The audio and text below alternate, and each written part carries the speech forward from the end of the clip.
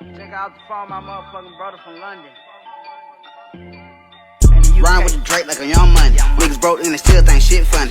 Living gon' crash here, crash down. Drink, I move slow, but I like fat money. Every year the new dip set and cat money. 200 gon' do the dash, honey. F&N got chopper bullets. Trigger happen, I promise I pull it. What's the deal, man? It's your boy One Real Mirror, and we are live back on Street Gossip TV. And today, man, I got a very special guest in the motherfucking building. I got the Zone 3 legend, man, Jose Gaupo. What's going on, Gaupo? What's up, Brody? How you doing? How you doing? Man, I'm doing good. How you feeling, man? Hey, man, I feel good, always. Oh yeah. That's what I like to hear, man. Gucci bucket hat. Man, talk to him. Man, so anytime, bro, and it's actually your first time, you know what I'm saying, on the show. So anytime an artist come through, the first question I gotta ask is, what has life like been during the pandemic since 2020? What the fuck been going on in Gaupo world, man? I ain't gonna lie, like the pandemic, niggas slick ran up in the pandemic. Talk to me. The pandemic one of the baddest, like, of a year as far as, like, as what people thought it was gonna be. Yeah. You know what I'm saying? Like, it wasn't that bad. Like, it gave some time to sit and think of other ways to get money since, like, you know, the shows and shit had stopped and all Yeah. that other type of shit. So the pandemic, they ran up in the pandemic. Like, Yeah. there's a whole lot going on in that pandemic. Did you like get into investments or anything? You know what I'm saying? Because you had all that time to just kind of lay low. Trap. No, talk to me. That's what it is, though. Trap. The trap for sure went crazy in the pandemic. Everything went crazy. Man, so now we want to get into the backstory. Before we talk about, you know, everything you're doing now, man, we got to jump into that backstory. So you're from Zone 3 Atlanta. You know, I even read, like, when you grew up, you moved around a lot, moved to a lot of projects and things like that. So just talk about, you know, what was life like growing up in Zone 3 at that time in Atlanta? See, like, my mama, like, my grandma stayed in Zone 3, like, so she stayed in Pittsburgh, so I used to always be at my grandma's house, but my mama, she stayed on a whole nother side of town. So it's like, I would be moving around because I'd be going from my mama's house, auntie house, grandma's house. Different people gotta watch me. I mean, watch me and my brothers and sisters and shit. So that was pretty much what was going on. So that's how I, like, kind of, like, built the name in the town. Not, like, as far as just, like, a big name like that, because I still was a kid, but it was, like, people from this neighborhood know me, people from that neighborhood know me, because I was moving around. Like, I'll be over here this weekend, and I'll be over there this weekend, but I go to school way over here, you see what I'm saying? So it was like that as a kid, just growing up. It was, like, regular, normal shit, like, throw them up, eat them up, football. Yeah. Pick them up, mess them up type shit. You know what I'm saying? Yeah. Doing back and flips and shit on the mattress by the dumpster. It's just like regular, normal kid shit as a kid. Right. Now, did you have your dad growing up in your life, or it was just your mom, you and your mom? Nah, my dad was in my life, of course, but he was locked up, though, like, from my adolescence, like, from my youth and shit like that. He was locked up majority of the time. We would talk on the phone with him, and he was, like, visiting him, and then, like, it wasn't like he wasn't there. Yeah. Like, he wasn't there in the physical form, but it wasn't like he wasn't there, like, you know what I'm saying? So it was like, I can't really say, like, what it was like not having him, because it wasn't like he wasn't there, like, Yeah. you know what I mean? It ain't like we can call him when we want to, but it wasn't Y'all like he talk wasn't there. enough. And then, like, my uncles and shit, they stepped up, too. Like, when we got locked up, like, my uncles and shit, they stepped up and started doing shit, and they was, like, taking his place for whatever he had to be doing as far as financially or just regular raising it. You know, early 2000s, the Atlanta music scene wasn't what it was now. You got a lot. You had the T.I.s, you had your Jeezys coming, you had the Gucci's. So who did you and your friends grow up to, listen to, you know what I'm saying, early 2000s when you was a kid, you know what I'm saying? Who was y'all listening to? Who was the nigga that Sick. Damn, Atlanta nigga fucking with the New York shit? I ain't gonna lie, bro. You the first nigga to ever say that. That's if you go just look at me and what I be doing, how I be doing it, my aura, like, that fashion and all that old type shit, you know, that shit come from New York. So, like, I got hip to that. I got hip to fly shit, you know, that old type shit. Like, I ain't knocking nobody from the A. Like, of course, Jeezy first, that Trap It Out mixtape fucked the streets up. But I'm young. It ain't like I'm out here selling dope. It's like, I'm only gonna like that to a certain extent. Like, I'm gonna ride to the song because he's talking about some real shit. Like, when I got older, I understood that music more when I got older. Yeah. Like, it was like, damn, this shit really is hard. Because I understand it now. But And like, you seeing shit, you know what I'm saying? 2000, I'm young as hell, so like, I ain't really know what they was talking about and shit like that. But yeah, that shit. I fucked with Jeezy first mixtape. We fucked with T.I. Like, we fucked with anything that came out of A. Like, we fucked with it. But like you said, who I was like influenced by, Yeah. like it was Dipset Mm. and Wayne. I grew up listening to Wayne and Dipset. Like we listen to Wayne and Dipset. So when do you actually think you found like your passion for music young, like knowing like I want to give this shit a try? That ain't how my story go. It like I ain't jump out there like I want to get this shit a try. I jump out there like shit. I'm just gonna. You just went to the studio or somewhere? Yeah, all right, man. Let's talk about it. Okay, so let me break it down for you. I ended up just meeting the rich kids for real. We gonna get into that too. Yeah, I ended up meeting the rich kids. Like this when I started rapping. Like I used to do a little rap from here to there on the phone to where you got down, put your phone on the little voice record. Yeah. I used to do a little something of that, but I wasn't really like on some trying to be a rapper type shit. But shit, I had ended up meeting the rich kid, then I found out like one on for sure. I found out he was T.I. cousin. So I'm like, shit, if a nigga gon' rap, a nigga I'd rather be rapping around this type of shit, cause you know this T.I. cousin. You know this back like how you just said, like the music scene wasn't like how it is now, and like you know somebody might be like I'm Gaupo cousin, and that ain't gonna really amaze nobody because there's so many rappers and shit that got so you know what I mean. Yeah. Everybody got a cousin, they got a cousin, they got a cousin. But back then it wasn't that many rappers that you can say you even know his cousin. So I'm like shit, I'm gonna rap right here because they was already rapping. So I was like shit, I'm gonna rap right here if I'm gonna rap. Yeah. But shit, the T.I. cousin, we make anything that sound like something. Shit, T.I. here, we might be out of here. Then with my thoughts, for real. Like, all jokes aside, I told my brother this shit. Like, I told my brother this same shit, like, before it happened. I was like, man, shout it, T.I. cousin. Nigga got a better shot at, you know what I'm saying, and fucking around over there than fucking around anywhere. And shit, my words, like it played out. Like, he fucked around and made a song that sound like something. T.I. heard it. Well, Grand Hustle heard it, and we got the moving. We about to jump right into We that. got the moving, and that's how I became a rapper. Now, even before you had the name Jose Gaupo, didn't you go by something different, like Rich Kid Junior or something? Yeah, because my name is June. I'm born in the month of June, and I'm a junior, so my name is June. Like, everybody know me like June. I'm known before any street name, anything. I'm June. Like, everybody like June, little June. Now, when you formed with the Rich Kids, you know, early 2000s. Now, the What's Up record came out before my partners then with the Young Dro, right?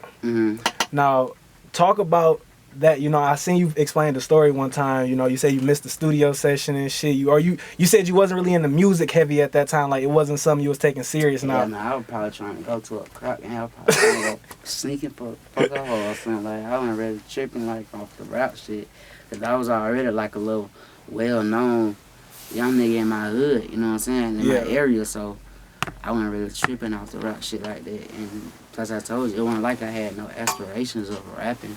So now after the song, you know, around them days, we didn't have the term viral, but the song went viral. For sure. And it turned y'all the fuck up. For sure. But now, I need to ask you, did that give you a kick to come back with My Partner Done record? Like, no, fuck that, I got to get a record too, that you know what I'm saying? I wouldn't say it gave me no kick to, like, come back, like, I got to get a record too, but it was like, shit, we in this shit. Yeah. Because we doing the little, teen show, the teenage club. We doing the skank singles on the radio and everything. This before the radio. We doing the little Sweet 16s, the y'all doing high school graduation parties. Like we perform, but we only perform with What's Up though. Yeah. So it's like we doing. I'm seeing this shit. Like I'm seeing this shit act out. Like how this shit going. Like I'm like, damn. So shit, when we got in the studio, next time we went to a studio or just was in the studio space, I'm just like, shit, I belong to that song, so I'm getting on every song they put up. Really, that shit just came about of us just in the studio. When like it's like in the other song, you don't know what song gonna go. Ain't like we was in the studio like banking like this finna change our lives. You know what I'm saying? We ain't know when we made My Partner Done that it was gonna do what it did. So I was just recording, but I just had it in my mind like I can't miss no more songs, cause at that time it was like Slick. Every song that Rich Kid was putting out was Slick doing something. What this got as big as My Partner Done, What's Up, all the songs was doing something, especially in the city. And then to get back to what you said, Dro got on that motherfucker, cause I told you, shout out to y'all cousin. We fucked around, performed that Crucial one night. Then we performed at the Flame the Crucial same nigga, night. So crazy. Yeah, we performed at the Flame the same night. And Country Kane and KT, they was in the Flame. We performed. So shit, we make a long story short, KT got then started pulling up on us and shit, like he trying to manage us and shit and fuck with it. We ain't really had nobody fucking with us at the time anyway. Yep. So he was like, he trying to fuck with us and shit. So we like, all good. Like, we just like shit. We wanted to see what he can do for us and shit. And the first thing he was like, he gonna do with us, he was like, I'm gonna get drawn on this song. Even, you know, back then, that like how you just said, it wasn't a lot of rappers, so like, you gonna get drawn on this song. This shoulder lane draw. Yeah, that's what I'm saying. Dro was going stupid at that time. Like, this the only rapper that blew up from my neck, from my hood type shit. So I'm like, and plus I had already we ain't had no relationship, but I had already been seeing Dro in the hood for real. Like, Dro used to be in the hood for real. Like, Jerome, Farm Whip, Bad Ho. Yeah, he in the hood. Like, shooting dice, dead fresh. So nigga been seeing Dro in the hood. Like, so I had already had a little connection with him. So we like, man, you ain't finna get Dro on this song. Like, you know what I mean? We believe in it. We like, yeah, right. Make that shit happen. That nigga probably pulled up 2-3 days later with the Dro verse. With the Dro verse and shit. We heard it. We were like, yeah, Dro just walked on this motherfucker. And we went to work from there. We ain't even really, they went to work. And when I say they, I mean the people. Yeah, so when y'all dropped it on Facebook, it kind of had got viral because Rashard was smoking, or? Yeah, we was in the studio just doing what kids do. But we were rocking out to the song. Like, we were down there, like, just turning up to the song while it playing. But in the video, Rashard was smoking. So, you know, this over 10 years ago. So this, like, you know, he on the video right now smoking. Nobody give a damn. We illegal. Yeah. But, you know, back then, we was underage. We were underage smoking. And they were like, man, we need to take that video. They're like, they were calling our phone and shit. They're like, I need to take that video down. I need to take that video down. So me, I'm like, man, we need to take that video. That motherfucker had did so many numbers on Facebook. I'm like, well, no, we don't need to take the video down. Like, well, no, don't take the video down. That motherfucker lit on Facebook. Yeah. But then when they started letting us know about the smoking and shit, that when I knew, like, oh, we got some. Like, cause if it wasn't then, like, y'all wouldn't be stunned. Yeah. Us smoking, or if a nigga got down, getting these dick sucked, showing guns, they wouldn't give a damn what was going on in the video if it wasn't that. So then when I was like, when we deleted that video, I was like, oh yeah, we got something going on. So was y'all Rich Kidz? Would you say Rich Kidz was one of the first, like, you know what I'm saying, especially the young niggas? Take away from the groups that were before us, like I'm talking about young niggas. You know, it was older niggas, but for the young niggas, for 16, young niggas our age, bracket and generation, we was the one that we set it out to let them know that the shit could be done. Yeah. And everybody went group. Everybody was going group. All my partners was in the group. Then nobody wanted to be no solo artist. Nah, cause shit back then, not at that point in time. Everybody was on the group wave. And one thing that I fuck with you, why I fuck with you so much, Gaupo, is because I feel like back then, even being so young, you brought something new to the Atlanta scene and to the music scene, especially with the Guapanese talk, how you used to talk, how you used to kick shit. You know what I'm saying? Like that you brought a whole type of new flavor to the game. Do you feel like you get enough credit for that shit, or is it that shit really don't, you know what I'm saying, bother you or matter to you? I mean, it really don't bother me, but it kind of matters because like people gotta know what you. That's just like. If you made them shoes you got on right there, you'll want people to know you made them motherfucker, right? Right. But you wouldn't really care too much because as long as you making your money off of it. You know what I'm saying? So it's like, I was making my money off of the shit. So like, I wasn't really caring like if I was getting credit or not because shit, I was getting cash. Yeah. So it wasn't like I was tripping off credit. But as I, start thinking about shit and breaking shit down, like, yeah, like, these folks got to know where it come from. Like, they got to know where this shit come from. Now, for anybody that don't know, can you explain to what Guapanese talk is? Guapanese is, like, it's a code language. It's like a lingo of its own. But it's like, people always told me that it was something like Pig Latin or some shit like that. I never heard of Pig Latin, me personally. Even before I made Guapanese, so I heard of it after it. Cause people like older people will be coming on songs and shit and tell me like it sound like Pig Latin, but it's just like Guapanese ain't never when you take a word, like you take the word, yeah, and you turn it to winner. Tight shit. Like you turn a one syllable word to like a double syllable. We do that shit in Michigan too. We got our own little lingo and Yeah, shit. Yeah, like- we be on the same type of You shit. ain't got no dream name. Yeah. You know what I'm saying? You turn it into a double instead of a single word. That's how up in these is for real. Man, and another thing too, I got to give you so much credit, especially for even getting so big back then. Social media wasn't what it was to this day. Social media, Instagram didn't exist. It's Instagram, Snapchat, all you had was Facebook. You had to get in the streets. You had to be in the streets. So You like had to press up CDs. Man, that was back when we were around. These sprinters weren't even made yet. So we niggas out the back of the trucks and shit. Back of the trucks. Yeah, selling CDs You know for what I'm sure. saying? It was that different. You had to put in work. You had to put in a lot of groundwork because it was like, couldn't nobody from Detroit just wake up, or couldn't nobody from, I don't even just want to sing out no city, but couldn't nobody from outside of your town just wake up and see what you got going on. But it's like you down there had to go to these cities, man, get out on feet, go to these malls, pass these CDs out. It just was a grind. It was a different grind. Man, so what the fuck is actually changing in your life? Like, as you start to get this fame and shit, like, do you start to lose friends, money, everything? Women, you fucking a lot of women, groupies, like, you know what I'm saying? What the fuck going on, Guap? See, I ain't gonna lie, like, shit kind of just sped up. I want to say everything changed because I was already like that nigga before that. But this kind of added some This just steroid added shit. Steroids, like, damn, he already that nigga. Now he a rapper. It's like, that shit was crazy. I don't even really know how to explain it, but it was crazy. Like, it was some of the best times of my life, though.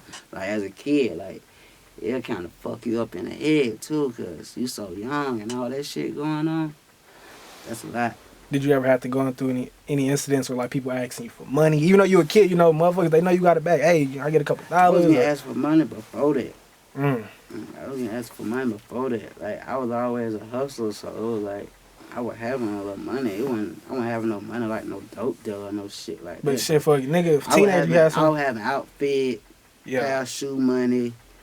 I can buy somebody else's pair of shoe. You know what I'm saying? I can get it together. I had, you know what I'm saying, some 300-400s and some 500-600s on me, some shit like that. But I'm 11 and 12 years old. Yeah. So that was then, the price of the dollar was higher back then. Yeah. You know what I'm saying? So it was like, people, when nobody really asked me for no money and shit, like, on some dependent type shit. Mm-hmm. But people just be saying, people knew that I was getting money. Like, it wasn't even, I couldn't even hide it. Man, and shit. Any interview. And people, I don't know, go ahead. I want Go you to ahead. ask that. And people was thinking that I actually had more than what I did have. Yeah. So, like, it wasn't like, and then I was a kid, so it was like, when nobody really, like, asked me for shit, because I know I ain't the one that's just gonna go for anything. Like, oh, what, like, you just around asking me for money just because you see I got this going on. Mm-hmm. I'll tell you, Yeah. Can't be shit. This shit, you can't be scared. No, you bro. I mean, fucked up. I ain't even nothing. And the one thing, bro, that why I fuck with you so much, especially even when you watch other people who talk about you, they don't speak bad, bro. It's, man, you're a real nigga. And then I even seen Schoolie did an interview. He was like, man, one thing about the rich kids, before I even came around, niggas was fresh. They had it all. Like, them niggas had the hoes in high school. They was fresh. They was coming shit. They putting that shit on. Back then they had that shit on. They, you know what I'm saying? They was lit. Like, they had the high school gangs fucking around. That's like, how we met, for real. We met at a high school gang. They already knew each other. I met them all at a high school gang. I knew Baby Charles from just the neighborhoods and shit. 'Cause I told you I used to bounce around to different neighborhoods. He forward. So I used to bounce around over there, shoot dice with little young niggas my age and shit. Because everybody used to do shit called paper. So everybody used to know that we got a little couple dollars on us. And niggas knew who, like, the niggas was. They was having little bank rolls on them. Niggas would meet up somewhere, shoot dice and shit like that. Or niggas would talk to you, call you and be like, shit, I'm coming to your hood. I'm pulling up over there today type shit. Let's shoot dice. But yeah, like, we would. I ain't gonna just say we, but I know I was a fresh ass nigga. Like, I wasn't best dressed in middle school and high school. Like, talk to him, what? Clothes and shit. That shit, like, this fashion shit, like, that shit ain't just started. I told you, I grew up off of Dipset. Yeah. Like, Talk to him. We been on some fly shit, just period. And I always been on some standing out type shit too. Like, I don't want to look like the norm type. Yeah. So, yeah, nigga just on some fly shit, putting that shit together how it's supposed to be put together. Shit. Now, how the fuck did you manage to gain all this success, this fame, and still stay in school though, bro? Like, I know going to school back was easy. Yeah, I know going to school back that's then why had to be a whole different type of ball game. I know you should talk to me. What was that? Kids, stay in school because school is easy. The real world is way harder than school. Stay in school. School's easy. Like, you got to think about it. Why wouldn't I want to go to school? I got all that going on. I already was who I was before I got all this going on. Mm-hmm. And I got all that going on. You know how many hoes at school? I want to go to school and show this shit off and reap the benefits from this shit I got going on. Why wouldn't I want to go to school? That was the best thing about going to school. You had the bitches, man. You look forward to seeing the bitches the next day. And then I went to a school like that had like a couple different areas that went to that school. Like I started off, I went to Carver High School. That was the school for my jurisdiction. Yeah. I got kicked out of Carver. Right. So I ended up going to Southside, which is now called Maynard Jackson. Okay. And that was like a Zone 3 and Zone 6 school mixed together. So like I'm seeing hoes that I never saw before because I don't go on this side of town. Yeah. So it's like, why wouldn't I want to go to school? I got Dro pulling up and had truck on 30s, Maseratis, Depot pushing up to get me. I was lit at school. I was going to school. Take me like, back to the high school. I want a nigga that wanted to cut school. Only time we would cut school is when like we'll cut school like on shit like this. Like I might go to school because they used to make uniforms and shit. So I might go to school dead fresh, no uniform. I might go to school not for the breakfast, but I only go for the breakfast period. You know, when you first get to school, you either go to the breakfast or you get to go to the gym. I'm gonna go to school for that part of the day. Go in the breakfast room, do my little shit, how I do it. Then go in the gym, do my little shit, how I do it. Then we would cut school to go to other schools. Yeah. To fuck with like other hoes and shit like that. That's some real high school shit. It's for sure. Yeah. Like we wouldn't cut school sure. to do no dumb lame ass shit. Like we would cut school to go fuck with other schools. We'll be at a whole nother school walking around and motherfucker like we go to it. I used to be at Dub, like I go to Dub. Now talk about the 3 deals that you guys had missed being to underage at that time. Nah, we ain't really miss them because we was underage because our parents could sign the shit. Right. But it was just like everybody's parents went on the same page. That's all I can really break it down to. Everybody's parents went on the same page. Can you talk about like the labels that was reaching out to you? Right now off the bat, I can't even remember. I just remember that it was 3 because that was Jason Jeter told me. He was like, when we get off the birthday bash stage, we had every label calling his phone, and then there was 3 that made an offer. 3 labels that made an offer. I can't really remember them right now. Now, were you ready to sign though? You were 18. I was the first person with the paperwork signed. What you waiting on? So how did that go? Like you waiting on them? Are they calling you, telling you like, nah, we can't do it, or is it? Nah, it's just everybody went on the same page. Everybody's parents went on the same page. That's why I'm gonna leave it at that. When it comes to that story, is everybody's parents went on the same page. Yeah. You know what I'm saying? And you can't blame them because, you know what I mean? This their child. Like you can't really blame nobody's parents for believing what they believe about their child. Yeah. Cause I know like I don't got no kids, but I know when nobody be able to tell me nothing about my child. So you can't really blame them, you know what I mean? No, for real. But that just made me make my decision of that I can't have nobody else parents or nobody else period in control of what I'm gonna be having going on. Yeah. To where they can put a stop to it. And that's what made me go solo.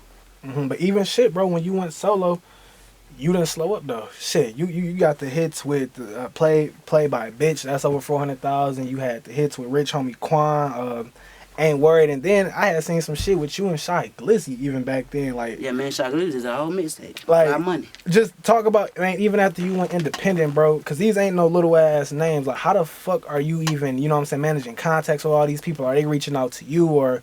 You know what I'm saying? Because you lit now, but you independent, but you still moving and doing your thing. That goes back to what we were talking about earlier. It lets you know that I was solidified in my town. Yeah. You know what I'm saying? Like, people come to the town, like you said, one of them in the rappers and shit. So, like, when it comes to the streets and shit, I was somebody that they was checking for. Right. Or somebody that they already heard about. So when they get there, they want to meet me and shit like that. And we want to fuck with each other and shit like that. So it was just like that basically what was going on. Like, I was already just that little dude that was just flying kicking, pimping. Hey man, with the Shy Glizzy thing, I wanted to ask like that. Like, did he come to you or did you come? Cause you know Shy Glizzy from DC and you know he out in Atlanta, but I seen y'all was in the Wale studio. put us together. Oh, okay. Wale put us together. Wale was like, Oh, Wale. I thought you said my label. no, Wale. Wale. Okay.